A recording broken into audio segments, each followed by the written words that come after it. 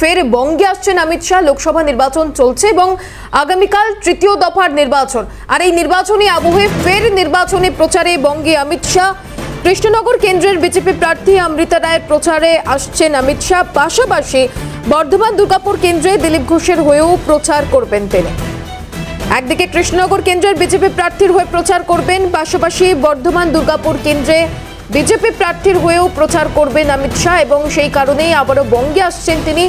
আজ নির্বাচনী প্রচার থেকে ঠিক কি বার্তা দেন সেদিকেই কিন্তু নজর থাকবে সকলের। একেবারেই ফের নির্বাচনী প্রচারে বঙ্গে অমিত শাহ এবং একদিকে যেমন কৃষ্ণনগরে তাকে প্রচার করতে দেখা যাবে, তার পাশাপাশি কিন্তু তিনি কৃষ্ণনগরের পাশাপাশি দুর্গাপুরেও প্রচার করবেন। বর্ধমান দুর্গাপুরের বিজেপি প্রার্থী দিলীপ ঘোষের সমর্থনে এবং গতকাল রাতেই তিনি এ রাজ্যে চলে এসেছেন এবং এই মুহূর্তে আমাদের সঙ্গে রয়েছেন দুজন আমাদের প্রতিনিধি। মাসুমা, একেবারে কৃষ্ণনগর থেকে রয়েছেন তন্ময় এবং অন্যদিকে দুর্গাপুর থেকে রাজেশ রয়েছে আমাদের প্রতিনিধি। প্রথমেই রাজেশের কাছে যাওয়ার চেষ্টা করব। রাজেশ, লোকসভা নির্বাচন চলছে এবং এই লোকসভা নির্বাচনের আগে হোক বা এই নির্বাচন চলাকালীন বারংবার কিন্তু কেন্দ্রীয় নেতৃত্ব এই রাজ্যে এসেছেন, বিভিন্ন প্রার্থীর হয়ে তারা প্রচার করেছেন। আজকের প্রচারের ঠিক কোন কোন লক্ষ্য থাকতে পারে এবং সেই প্রচারের আগের এই মুহূর্তের প্রস্তুতি কতটা তুঙ্গে?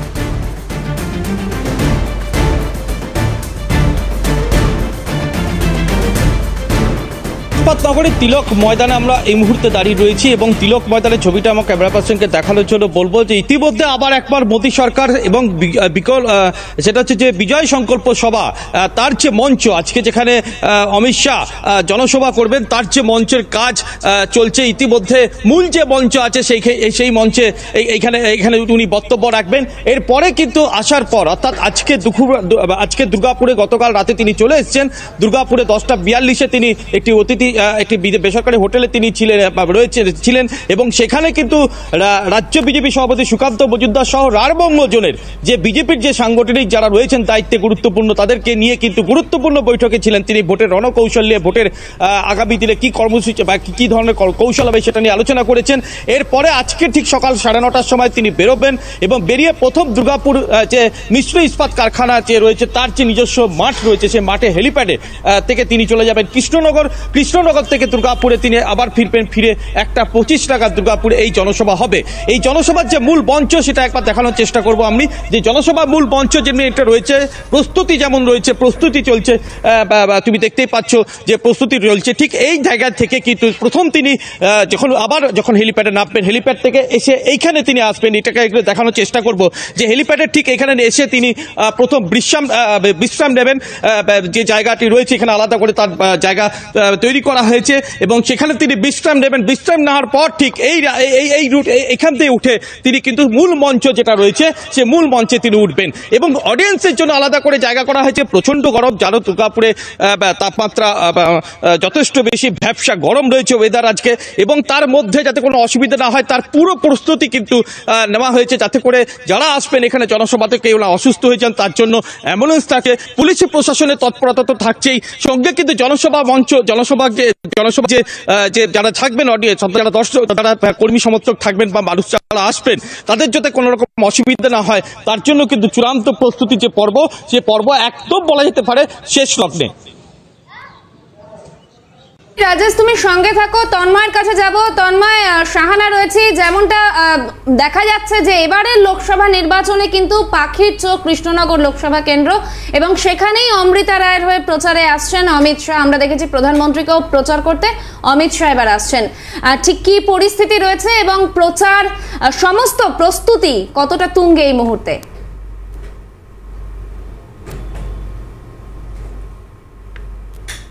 একদম বঙ্গে আবার শাহ এবং সেইখানে কিন্তু রীতিমতো উত্তেজনা রয়েছে, টান উত্তেজনা। কারণ কি, বিজেপি যারা কর্মী রয়েছেন বা যারা এই বিজেপির এই কৃষ্ণনগর লোকসভা কেন্দ্রে টান উত্তেজনা এইবার ভোট, কারণ সেখানে একদিকে রয়েছে মহুয়া মৈত্র, অপরদিকে বিজেপির প্রার্থী অমৃতা রায়। আর সেই অমৃতা রায়ের হয়ে কিন্তু আজ প্রচারে আসছেন অমিত শাহ এবং তার জন্যই কিন্তু তার এই বিজয় সংকল্প যাত্রা যে রথটি, সেই রথটি কিন্তু শেষ মুহূর্তে মুহূর্তে প্রস্তুতি চলছে এবং এই রথে চেপেই তিনি কিন্তু যাবেন মূলত কৃষ্ণনগর সদর হসপিটাল মোড় থেকে 1 কিলোমিটার পথ এভি স্কুল মোড় এই পর্যন্ত তিনি যাবেন। আমার চিত্র সাংবাদিক সুদীপকে আমি দেখাতে বলবো শেষ মুহূর্তের প্রস্তুতি সম্পূর্ণরূপে তা কিন্তু চলছে এবং যুদ্ধকালীন তৎপরতায় কিন্তু চলছে।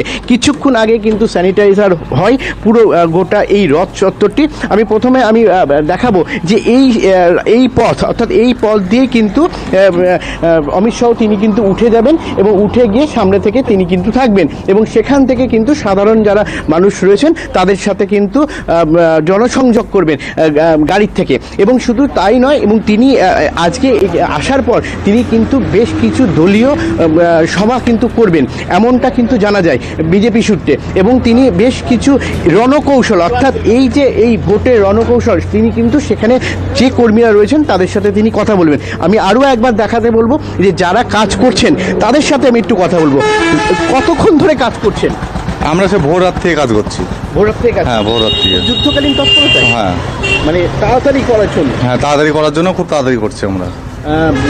রাতভর কি কাজ করেছে? হ্যাঁ, রাতভর কাজ। দেখো একটা কথা বলি, রাতভর কিন্তু কাজ করেছেন।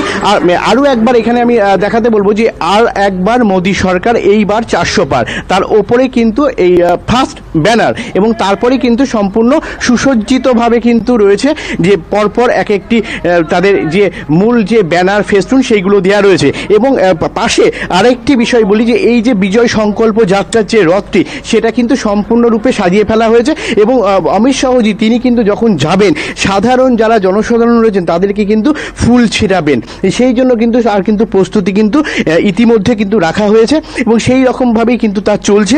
এবং এখন এই মুহূর্তে কিন্তু যুদ্ধকালীন তৎপরতায় কাজ কিন্তু সম্পন্ন হওয়ার প্রচেষ্টায় রয়েছেন কর্মীরা। বেশ বেশ, সেদিকে আমাদের অবশ্যই নজর থাকবে। তবে আপাতত ধন্যবাদ তোমাকে তন্ময়। অন্যদিকে আমাদের অপর প্রতিনিধি রাজেশ ছিল আমাদের সঙ্গে। রাজেশ, তোমাকেও ধন্যবাদ।